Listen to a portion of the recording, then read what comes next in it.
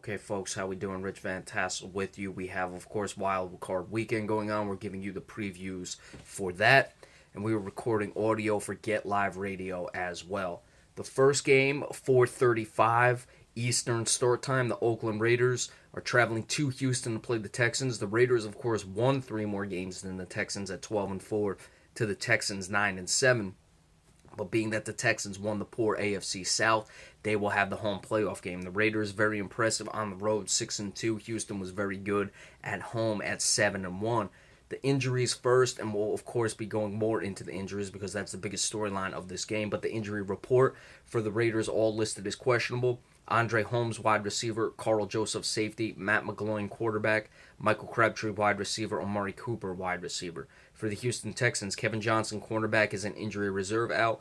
Tom Savage, quarterback. John Simon, linebacker, are both out. Of course, you have Connor Cook going for the Oakland Raiders. Matt McGloin listed as questionable, but Cook is the one getting the nod in this game. He's a rookie. He was a late-round pick. We'll have to see what he brings to the table. With Tom Savage being out for the Texans, you turn back to Brock Osweiler. So neither offense is really looking good in this one. I'd say Houston has the better defense, but Brock Osweiler will keep teams in the game. So this is a really interesting situation here. I don't know if Matt McGloin is even going to suit up. You obviously need a backup in this situation. So if McGloin is suited up, expect him to come in at some time if Connor Cook is not able to go. Latavius Murray is going to carry a heavy workload in this one. Reports that Bill O'Brien, the coach of the Houston Texans, may be coaching for his job in this situation. That's always a curious situation as well, because he's done pretty well. Of course, there's a lot that has to go in with his demeanor, the way he treats people. That's another story for another day, but 3 straight years of 9-7, of course, he hasn't had the best quarterback play. What will Brock Osweiler be able to do in this one? Again, very tough game to pick because you have just such a low quality of quarterback play going on both sides. I think the Raiders will be able to find a way to win this game. Look for Latavius Murray to carry a heavy workload. He was just at about 4 yards per carry this year. Started to come on towards the end of the year. Lamar Miller, of course, will be carrying a bulk of the workload for the Houston Texans as well. Going to be a lot of running in this one. I like Oakland's secondary a little more than I like Houston's secondary, and that's where I think Oakland will be able to come up with it. Look for Khalil Mack to have a big day, but should be a low-scoring, sloppy game. I'm liking 14-10 in favor of the Oakland Raiders.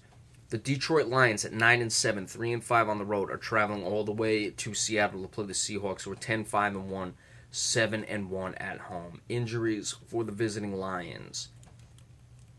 Asa Jackson, cornerback, is on injury reserve out. Andre Roberts, wide receiver and kick returner. DeAndre Levy, linebacker. Riley Reef, offensive tackle, are all questionable. Travis Swanson, the center, is out.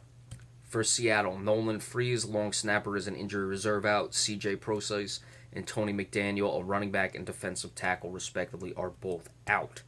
Of course, Seattle has struggled to run the ball all season long. Christian Michael, who's not even on the team anymore, is the leading rusher, and he doesn't even have 500 yards. He hasn't been on that team in like 5 or 6 weeks. So that just shows you the state of the Seattle running game. Of course, Detroit is really all about Matt Stafford. Over 4,000 yards. He started to tail off towards the end of the season. So we'll have to see what he's able to do in this game against a very potent Seattle secondary. Detroit, of course, they struggled at the end of the year. We just mentioned that. I'm not sure what they have. Going to Seattle, of course, is a difficult game to play. A lot of things point to Seattle walking all over Detroit. I don't think it's going to be that bad in this one for the Lions. I expect Seattle to get the win. Russell Wilson is going to be able to make plays, but Seattle has shown a propensity this season to not necessarily play up to the level of the expectations of a game. They may play down to an opponent. They haven't shown all season long that they're always having their focus. This could be a situation. Keep an eye on that. At the end of the day, I don't think Detroit has enough playmakers on the outside to be able to get this one, but I don't expect Seattle to go running away. I believe they were about an 8-point favorite in this one. If I were a gambling man, which I'm not, I would expect Detroit to cover, and Seattle would be the team you wouldn't bet for covering those points. So I'm just saying that as a matter of how you're going to look at it, how close I think Detroit will be in this game, and I expect them to stay around. But Seattle will find a way in this one. I'm liking 27-20, Seattle getting the win to advance.